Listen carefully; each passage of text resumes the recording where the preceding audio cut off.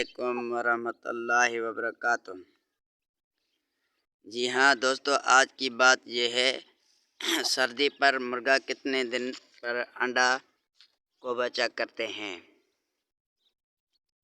सर्दी और गर्मी पर थोड़ा फ़र्क रखते हैं, पर आज जो आसोत मुझको सर्दी का पता हो चुके हैं। आज सर्दी का मौसम है, मेरे कुकड़ अंडे को बचा क्या है।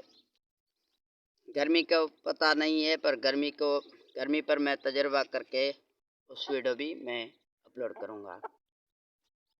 आज मेरा कुकड़ बचा क्या है तो सर्दी है।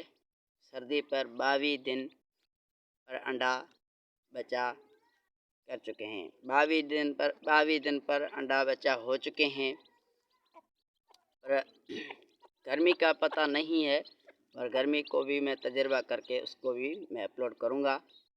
दोस्तों, ये वीडियो पसंद है तो वीडियो को सब्सक्राइब कीजिए, चैनल को सब्सक्राइब कीजिए, वीडियो को लाइक कीजिए, वीडियो दोस्तों को साथ शेयर कीजिए।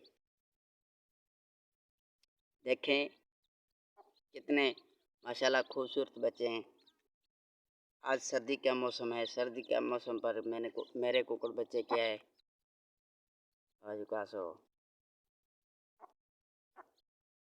अंडे भी हो